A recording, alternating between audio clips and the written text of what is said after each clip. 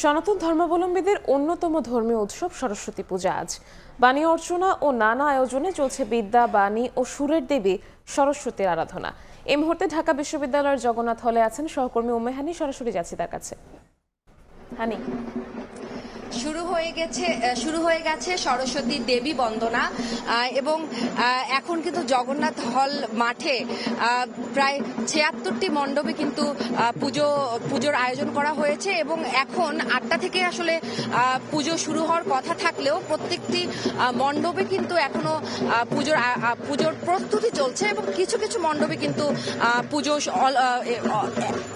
পুজো কিন্তু শুরুই হয়ে গিয়েছে। এবং এখন যদি বলি যে এখানে কিন্তু শিক্ষার্থী এবং দর্শনার্থী যারা রয়েছেন তাদের কিন্তু আনন্দ ঘন পদচারণায় কিন্তু মুখর হয়ে উঠেছে এবং মূলত সরস্বতী পূজা আসলে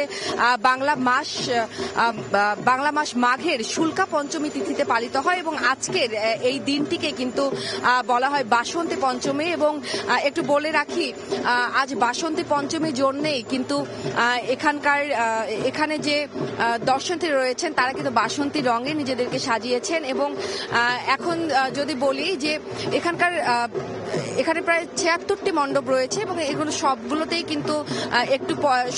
কিন্তু পুজোর প্রস্তুতি শুরু হয়েছে এবং কিছু কিছু মণ্ডপে পুজো শুরু হয়ে গিয়েছে।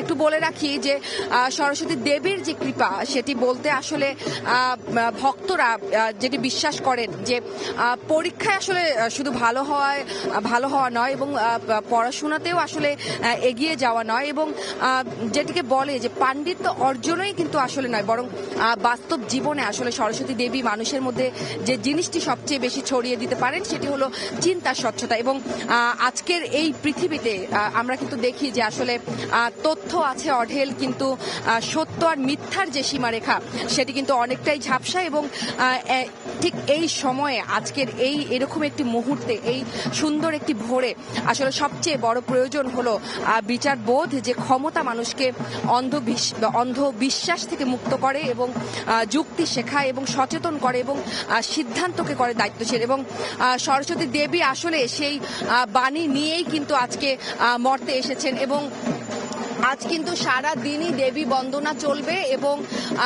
আজকে কিন্তু এখন এই সকালবেলায় কিন্তু সব ভক্তরা এসে দেবী বন্দনা করছেন। এই ছিল আমার কাছে জগন্নাথ হল থেকে সর্বশেষ।